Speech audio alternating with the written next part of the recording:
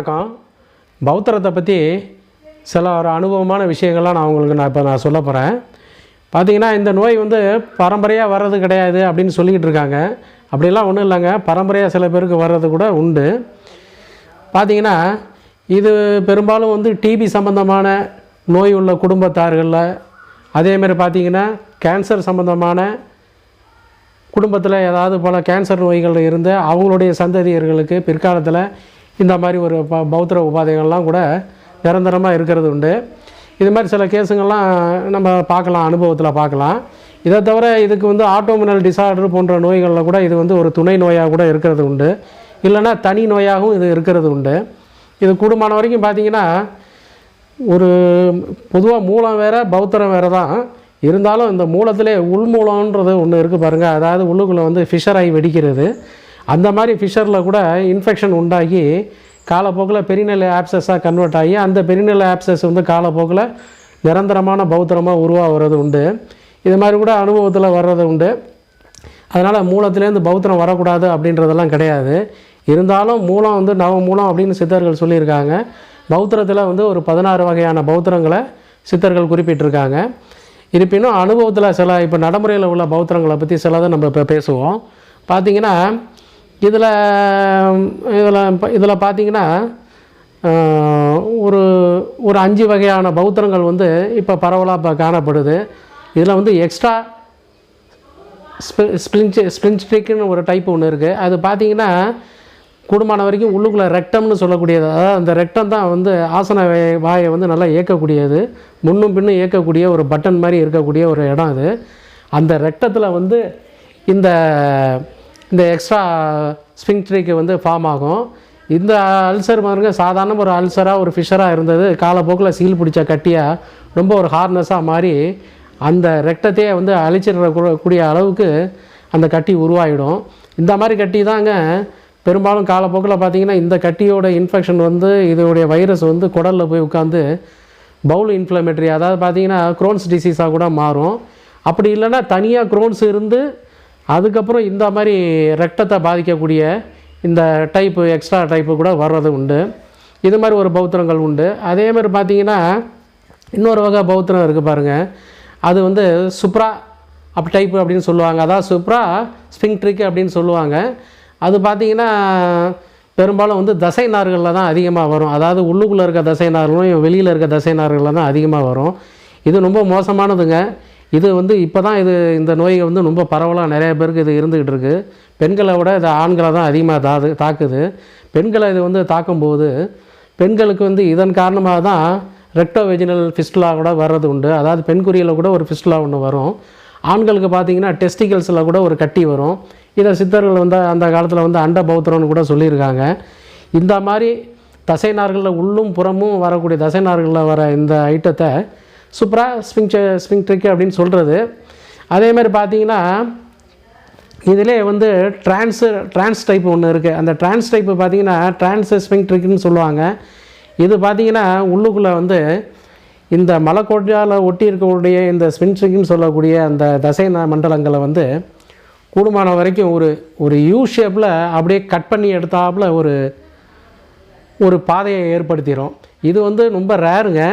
இதை ஆங்கிலத்தில் கூட இதை என்ன பண்ணுவாங்க, இது ஹார்ஸ் ஷூ அப்படின்னு சொல்லி கூட ஒரு வர்ணனைப்படுத்துவாங்க.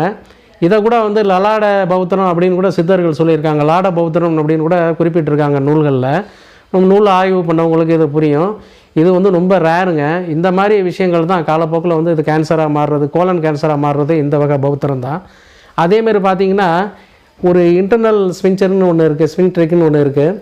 அது பார்த்திங்கன்னா ரொம்ப க்ளோஸாக, அதாவது மலைக்குடலை ஒட்டி ரொம்ப க்ளோஸாக கட்டிகளை இது உருவாக்கும். இந்த கட்டின்னு சொல்கிறதெல்லாம் என்னன்னா உள்ளுக்குள்ளே இருக்கக்கூடிய சில கிளாண்டுகளில் ஒரு சுரப்பு நீர்கள்லாம் உருவாகிட்டு இருக்குது பார்த்திங்களா.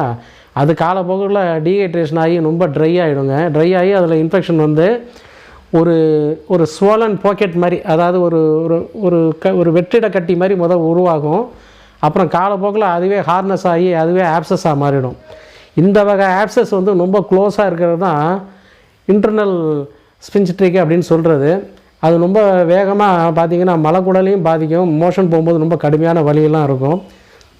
வழக்கம் போல் வெளியிலையும் அதே மாதிரி கட்டி ரிஃப்ளெக்ஷன் ஆகி உடஞ்சி சீல்கள்லாம் வர்றது உண்டு. இதிலே வந்து இன்னொரு டைப் இருக்குங்க. அது வந்து சப்மியூஸ்கல் ஸ்பிங்க்ட்ரிக் அப்படின்னு சொல்லுவாங்க. அதாவது மியூக்கல், அதாவது எப்படின்னா இது சின்ன சின்ன அசுத்த ரத்த குழாய்கள் நிறையா இருக்குது பார்த்திங்களா, அது ஃபுல்லாகவே டேமேஜ் ஆகிடும். டேமேஜ் ஆகி உள்ளுக்குள்ளே பார்த்திங்கன்னா நிறையா சீல்கள் ரொம்ப பிடிக்க ஆரம்பிச்சிடும். ரொம்ப அரிப்பு, குத்தல், வலி, எரிச்சல்லாம் இருக்கும். யூரின் போகிறதுக்கெலாம் ரொம்ப சிரமப்படுவாங்க. அந்த அளவுக்கு வேதனையை உண்டாக்கக்கூடிய பௌத்திரங்கள்லாம் இதில் இருந்துக்கிட்டு இருக்குங்க. இது பார்த்திங்கன்னா இது ஒன்றும் தனியாக வரணுன்றதெல்லாம் கிடையாது. இது மல்டிப்புளாக இதே மாதிரி 2 விஷயங்கள் கூட ஒரு மனிதனுக்கு பாதிக்கிறதெல்லாம் உண்டு. 3 விஷயங்களும் பாதிக்கிறதெல்லாம் உண்டு. 3எல்லாம் பாதிச்சிருச்சுன்னா கிட்டத்தட்ட அது வந்து ஒரு புற்றுநோய்க்கு ஒரு சமமான ஒரு விஷயமாக போயிடுதுங்க. அதனால் இந்த பௌத்திரத்தில் வந்து குறிப்பாக சொல்லக்கூடியது என்னென்னா உணவு கட்டுப்பாடு ரொம்ப முக்கியங்க. கூடுமான வரைக்கும் வந்து ஆடம்பர உணவுகள்லாம் குறைச்சிக்கிட்டு, உதாரணத்துக்கு பார்த்தீங்கன்னா கறி, மீன், கோழி, முட்டையெல்லாம் தவிர்த்துருங்க. மதுபானம் சாப்பிட்றத தவிர்த்துருங்க. Coffee, tea சாப்பிட்றதெல்லாம் தவிர்த்துருங்க. ஏன் வந்து உங்களுக்கு டைரி ஐட்டங்களே, அதாவது பால், நெய், தயிர், மோர் கூட இதுக்கு ரொம்ப ஆகாதுன்னு அனுபவத்தில் நிச்சயிக்கப்பட்டிருக்கு. என்ன சாப்பிட்றதுனா மோர் வேணால் சாப்பிட்லாங்க. அப்புறம் இளநீர் நிறையா குடிக்கலாம். நீர்ச்சத்துள்ள காய்கறிகள் நிறையா சேர்த்துக்கலாம். பழங்கள் நிறையா சாப்பிட்லாம். பழங்களில் பார்த்திங்கன்னா பப்பாளி, கொய்யா, சீத்தாப்பழமும் பப்பாளி பழம் இந்த நோய்க்கு ரொம்ப ரொம்ப ரொம்ப ரொம்ப அற்புதமான ஒரு உணவுங்க அது. இதை நீங்கள் மாற்றி இது ஒரு நாள் அது ஒரு நாள் கூட இந்த பழங்களை நீங்கள் அதிகமாக எடுத்துக்கலாம். அதேமாதிரி பார்த்திங்கன்னா உணவில் பார்த்திங்கன்னா நீர்ச்சத்துள்ள காய்கறிகள் எல்லாமே சாப்பிட்லாம். குறிப்பாக பார்த்திங்கன்னா இந்த நோய்க்கு வந்து ப்ராக்கோலி, முட்டைக்கோசு, காலிஃப்ளவரு, வெண்டைக்காய், சொரக்காய், இந்த காய்கறி ரொம்ப ஒரு அற்புதமாக ஒரு தனி மருந்தாகவே இது வேலை செய்யுங்க. இந்த காய்கறிகள்லாம் நீங்கள் உணவுகளை அதிகமாக சேர்த்துக்குங்க. கூடுமான வரைக்கும் இந்த காரங்கள்லாம் தவிர்த்துருங்க. கோழிக்கறி கண்டிப்பாக சாப்பிடாதீங்க. இந்த மாதிரி ஒரு பியூர் வெஜிடபிளில் இறங்கி வெஜிடபிள் சேலடு, ஃப்ரூட் சேலடெல்லாம் கொஞ்சம் அதிகமாக சேர்த்துங்க. தண்ணீர் சத்து உள்ள காய்கறி அதிகமாக சாப்பிடுங்க. குறிப்பாக நிறையா தண்ணி குடிங்க. ஒரு கூடுமான வரையில் பார்த்திங்கன்னா மலச்சிக்கல் ஏற்படாத அளவுக்கு பார்த்துங்க. இந்த நோய்க்கு மலச்சிக்கல் மட்டும் காரணம் கிடையாது. நல்லா திருப்தியாக மலம் வெளியேறவங்களுக்கு கூட இந்த பிரச்சனை வர்றது உண்டுங்க. அதனால் மலச்சிக்கல் தான் இந்த நோய்க்கு ஒரு முக்கியமான காரணம்னு நினச்சிக்காதீங்க.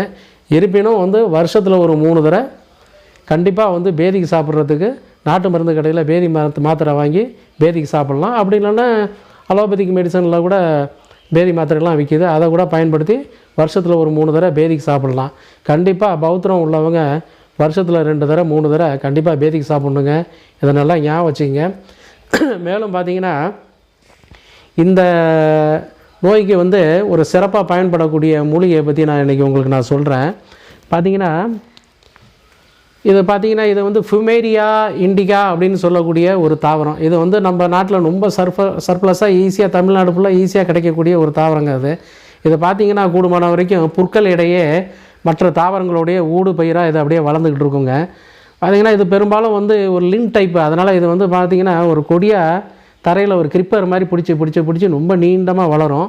இதில் ஒரு 3 டைப்பு நம்ம இந்தியாவில் உண்டு. இது சாதாரணமாக ஒரு தரான்னு சொல்கிறது. இதிலே பம்பந்தரான்னு ஒன்று இருக்குது. அது வந்து இந்த அளவுக்கு நீண்டு போகாமல் ரொம்ப குட்டையாக குத்து செடியாக இருக்குங்க. அதுதான் பம்பந்தரா. 2க்கும் பூ வெண்மை தாங்க. இதை தவிர செந்திரா அப்படின்னு ஒன்று உண்டு. அது பார்த்திங்கன்னா அதுவும் ஒரு குத்து செடி தான். ரொம்ப உயரமாக இருக்கும். இலை ரொம்ப பெருசாக இருக்கும். அது வந்து ரோஸ் கலரில் ஒரு பூ பூக்கும். சின்ன ஒரு சிவப்பு காய்கள் கூட அது உண்டு. காய்கள் அநேகமாக வந்து மார்ச், ஏப்ரல் போன்ற மாதங்களில் வந்து அந்த காய்களை பார்க்கலாம் ரொம்ப அதிகமாக. அது வெடித்து சிதறி தான் அந்த செந்தரா வந்து ரொம்ப முளைக்கும். ரொம்ப கடுமையான கசப்பு தன்மை உள்ளதுங்க அந்த செந்தரா. அதே மாதிரி இந்த தராவும் கடுமையான கசப்பு தன்மை உள்ளது. இந்த செந்தராவை பயன்படுத்தி எப்படி பௌத்திர நோய்க்கு ஒரு சிகிச்சை பண்ணிக்கலான்றதை நான் சொல்கிறேன். கண்டிப்பாக இது பச்சையாக தாங்க பயன்படுத்த முடியும். காஞ்ச தாவரம் கண்டிப்பாக பயன்படவே படாது. இது தேவையான அளவுக்கு இந்த இலைகளாக சிறிய காம்புகளாக உருவி அம்மியில் வச்சு நல்லா அரைச்சி ஒரு சின்ன உருண்டையாக உருட்டி பால் அல்லது நீர்த்த மோரில் இதை நல்லா கரைச்சி ஒரு 10 நிமிஷம் வச்சுருங்க. கொஞ்சம் ஒரு 10 நிமிடத்துக்கு அப்புறம் அதோடய சத்து நல்லா இறங்கினதுக்கப்புறம் துணியில் வடிகட்டி நல்லா புழிஞ்சு சாறை எடுத்துங்க, சத்தை எடுத்துக்கங்க. இது மாதிரி காலம்பரை சாயந்தரம் இது மாதிரி ஒரு சின்ன நெல்லிக்காய் அளவுக்கு அரைச்சி பாலோ மோர்லேயும் காலம்பரை சாயந்தரம் வெறும் இதில் குடிச்சிக்கிட்டே வந்தீங்கன்னா ஒரு 2 மாதம் தொடர்ந்து சாப்பிட்ணுங்க. உடனே ரிசல்ட் கிடைக்காது. சாப்பிட்டுட்டு வந்தால் எப்படிப்பட்ட பௌத்திரமும் இந்த தாவரத்தால் கட்டுப்படும். இது அனுபவத்தில் உண்மை. தரா வந்து அதுக்கு மட்டும் இல்லைங்க, தேள் கடிக்கு ரொம்ப ஒரு பெஸ்ட்டு மெடிசனு. இந்த இலையை உருவி வெத்தலையில் வச்சு மென்று விழுங்குனா உடனடியாக தேள் கடி நிற்குங்க. இதே இலையை வந்து தேள் கடித்த இடத்துல தேய்ச்சிக்கலாம்.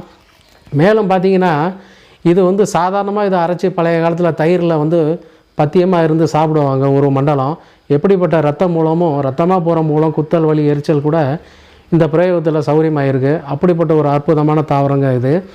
மேலும் பார்த்திங்கன்னா பெண்களுக்கு வந்து சப்ரஸ்டு மென்சஸ், அதாவது பார்த்திங்கன்னா சூதகமே ஆகாமல் இருந்துக்கிட்டு இருப்பாங்க.